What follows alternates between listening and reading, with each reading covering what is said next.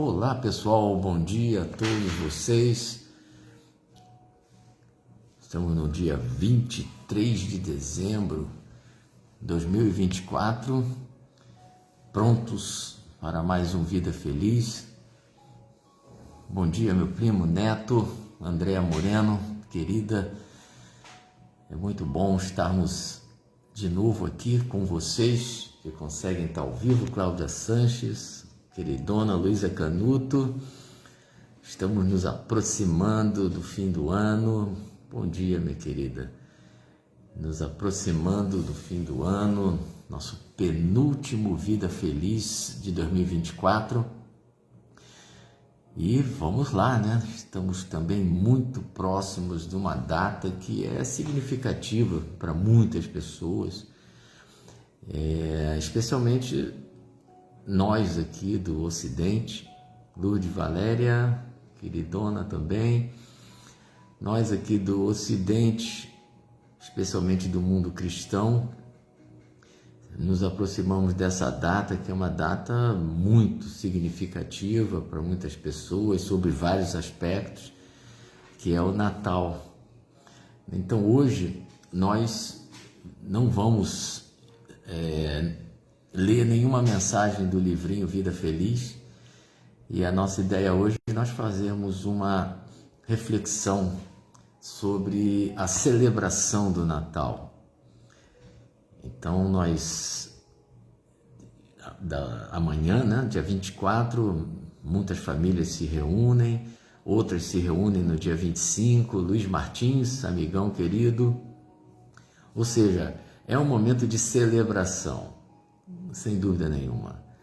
Celebração em família, reúnem-se as pessoas, mais ou menos, enfim, menor ou maior número, enfim, mas é uma celebração, né? E, na verdade, obviamente, tudo bem, Rosa, querida, o real motivo da existência do Natal, todos nós sabemos, né? Rodrigo Garcia, outro queridão aí. O real motivo da existência do Natal, sem dúvida nenhuma, apesar de todos os apelos que a gente vê, especialmente em termos comerciais, né, e todos os outros símbolos muito comuns nessa época, mas na verdade, Alexandre Santos, queridão, o Natal só existe porque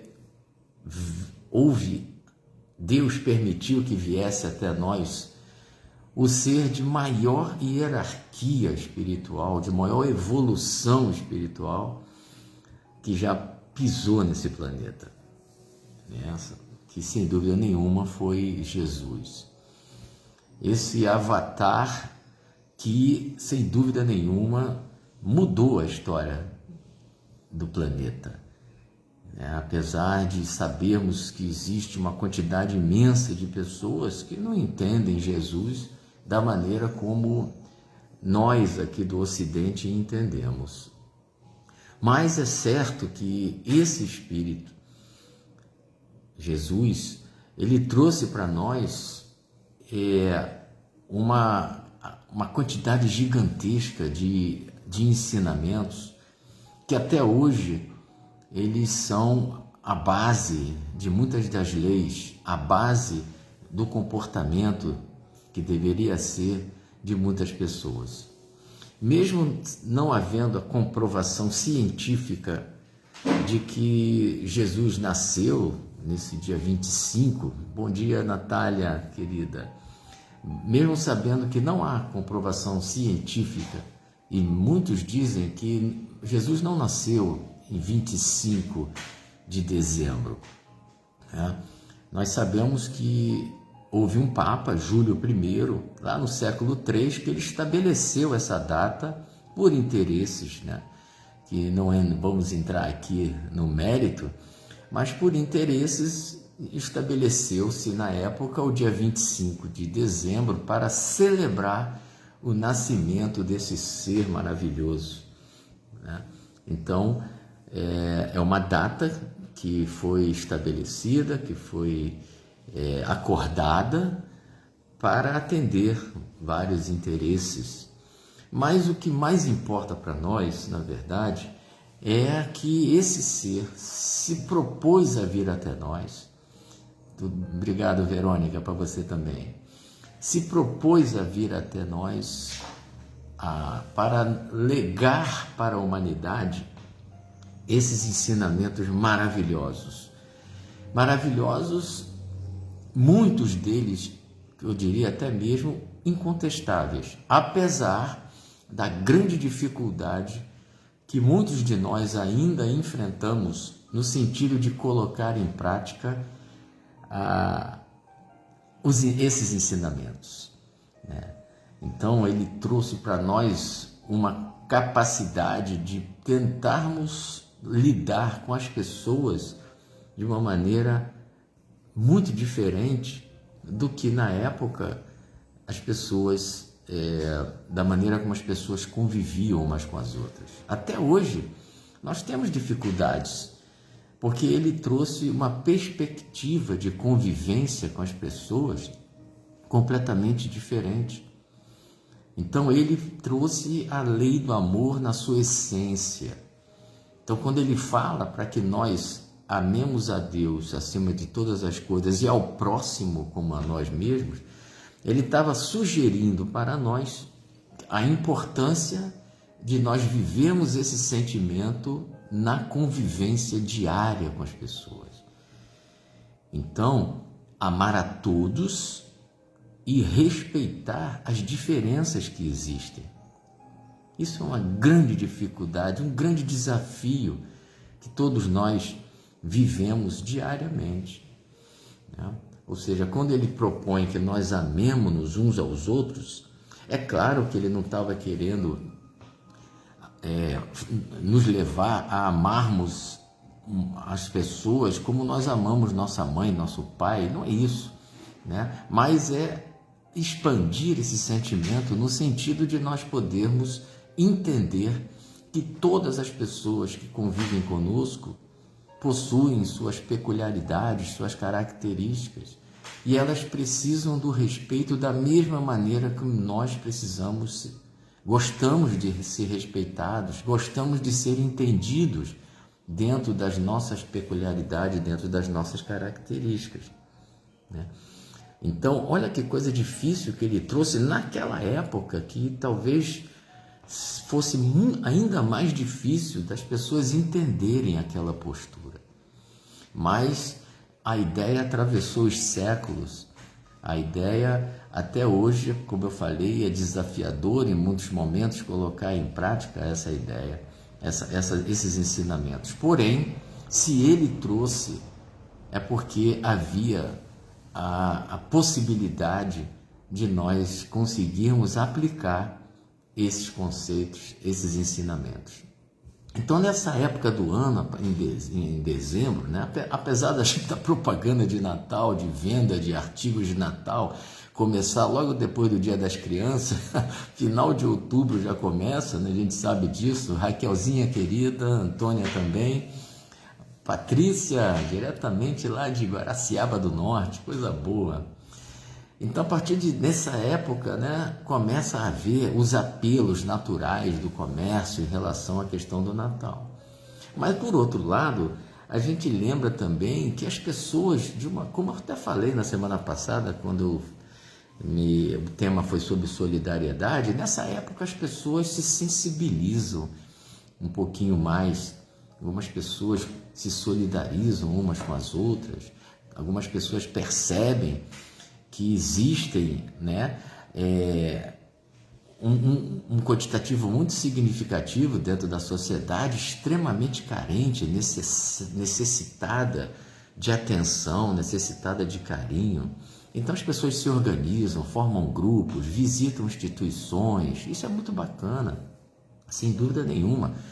Isso é muito lindo, isso é a manifestação clara de um dos ensinamentos do Cristo, desse Jesus maravilhoso, que foi amar o próximo, né? Fazer aquilo para amenizar a dor do nosso semelhante, né? Então, é muito comum, como eu falei, nessa época, haver um aumento dessa sensibilidade, né? Mas, na verdade, nós poderíamos aproveitar essa época em que o nosso coração está um pouquinho mais sensibilizado, de nós tentarmos voltar para dentro de nós mesmos e começarmos a pensar em relação a essa proposta de Jesus, o quanto nós avançamos em termos de expandir o amor, em termos de olhar o nosso semelhante como um irmão nosso em Deus, como Jesus é um irmão nosso,